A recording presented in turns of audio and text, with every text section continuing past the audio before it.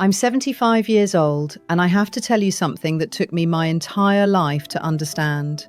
Something nobody warned me about, and something I wish more than almost anything that someone had. I was alone at 62 when I decided I was done being alone. Not the kind of alone where you're peaceful with it. The kind where you come home to a house that doesn't know you're there. Where you eat dinner and the only sound is the refrigerator. Where you reach for your phone at night and realize there's no one you can call who would pick up and actually want to talk. So I found someone.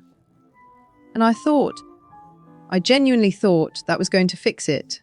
It didn't. And the reason it didn't is something I spent the last 13 years trying to understand. So sit with me for a little while, because this isn't a story about romance. It's a story about what happens when you spend decades building a life that looks full from the outside, and then you finally stop and look inside it. I grew up in a small town. My mother worked in a bakery. My father didn't stay long. I learned early that wanting things from people was dangerous, so I stopped wanting. I just did. I worked. I kept my head down. I got good at it. By my 20s, I was already the kind of woman people called strong. I didn't know yet that was another word for, we don't have to worry about her. I had a boyfriend once, in my late 20s. His name was Gerald. Gerald was patient. Gerald loved me in the way that quiet men love, not with big gestures, but with small ones. He'd leave notes in my lunchbox. He'd remember things I said months earlier. He'd just sit next to me and not need anything. I left him. Not because he did anything wrong. I left because I had a job opportunity in another city, and I told myself the relationship wasn't serious enough to change my plans around. That's what I told myself. And at the time, it felt true. I was 29. I thought there would be others like him. I thought men like Gerald were everywhere if you just looked. I was wrong about that. I was very wrong about that. My 30s were about building. I built a career. I built a small apartment that I decorated carefully. I built a routine that left almost no room for anything unplanned. I was proud of this. I thought discipline was the same thing as strength. I had friends. Not close ones. Not the kind you call at 2 a.m, but good ones. Women I worked with. People I met at church sometimes. We had dinners. We talked about things that mattered on the surface, jobs, children, other people had, the news. But nobody talked about loneliness. Not really, because we were all busy. And being busy felt like proof that your life was working. I dated here and there through my 30s and 40s. A few men. None of them lasted more than a year. And each time I told myself it was fine. That I was fine on my own. That needing someone was a weakness I had grown out of. I believed that. For a long time I truly believed it. My 50s were quieter. The career slowed down. The friends moved or got absorbed into their own families. I started spending more evenings alone. And I noticed it, not as pain exactly, but as a kind of weight. A heaviness that sat in the room with me. I tried to fill it. I volunteered. I read. I kept busy the way I always had. And for a while it worked. The weight stayed manageable. But then I turned 60. And something shifted. It wasn't dramatic. It wasn't a breakdown or a crisis. It was more like a slow realization. The kind that creeps up on you without ever announcing itself. I started looking at my life and thinking, this is it. This is what I built. And it's not enough. So at 62, I started looking for someone. I want to be honest about this, because I think a lot of people my age would recognize it. I wasn't looking for love the way I had at 29. I wasn't looking for Gerald. I was looking for company.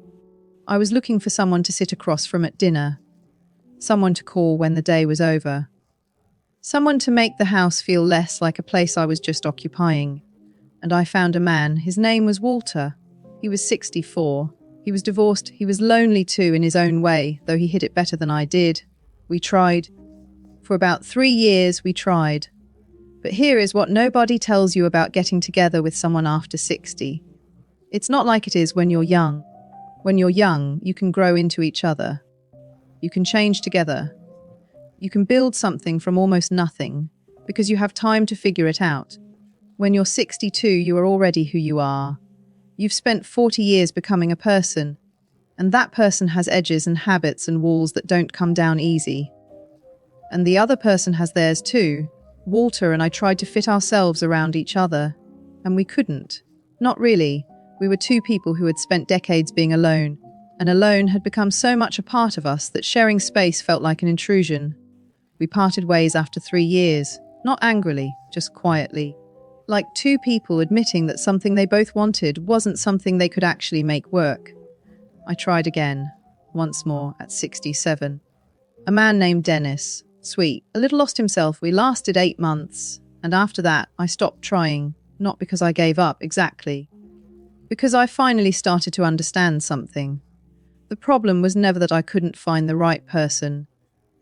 The problem was that I had spent so many decades not learning how to be close to someone that closeness itself had become something I didn't know how to hold. I had built walls so carefully, so quietly, that by the time I wanted to take them down, I had forgotten how. That realization, that's the one that cost me the most. Because it meant the real mistake wasn't at 62, when I started looking for someone. The real mistake was at 29, when I walked away from Gerald. And at 35, when I chose work over the one friend who tried to get close. And at 41, when my sister called me crying, and I told her I was busy and would call her back. And she died 6 months later, and I never did call her back. It wasn't one thing. It was 100 small things. 100 small choices to keep people at a distance, to keep myself safe, to keep moving forward. And each one felt reasonable at the time. Each one made sense in the moment. But they added up. They added up into a life where, by 60, I didn't know how to let anyone in anymore. People ask me sometimes, younger women, mostly, if they should give up on finding someone after a certain age. They want me to say yes or no. They want a simple answer. I can't give them one. Because the answer isn't really about age. The answer is about what you've been doing with your heart all the years before that. Are you practicing closeness, or are you practicing distance? Are you letting people in, even when it's uncomfortable? Are you saying yes to the things that feel risky? Or are you building a life that feels safe but costs you everything that matters? I built a safe life. I built it so carefully. And when I finally looked up and realized I wanted more than safe, I didn't have the skills to get it. Not because I was too old. Because I had spent too long not practicing. I'm not telling you this so you feel sorry for me. I don't feel sorry for myself, not exactly. I understand now why I made the choices I made. They made sense to a scared young woman who learned early that wanting things from people was dangerous. But I also know what they cost. They cost me Gerald. They cost me my sister. They cost me years of closeness I could have had if I'd been brave enough, or maybe just honest enough to admit I needed it. I live alone now. I have been alone, truly alone, for about 5 years. And it is the quietest thing I have ever known. Some days it is peaceful. Some days it is not. If you are younger than me, and most of you are, I want to say something to you, and I want you to hear it the way I mean it, which is not as advice, exactly, but as something I wish someone had laid out in front of me a long time ago. The loneliness you might feel at 60 or 70 or 80 is not something that happens to you suddenly. It is something you build, slowly, over decades, one small choice at a time. Every time you cancel plans because you're tired, every time you don't call back, every time you choose the safe thing over the real thing, every time you tell yourself you don't need anyone, you are building something. And one day, you will live inside it. I am not saying this to scare you. I am saying it because I lived it, and nobody said it to me. I am 75 years old. I have a small house. I have a few people I talk to on the phone. I have mornings that are quiet and evenings that are quieter. And I have this story.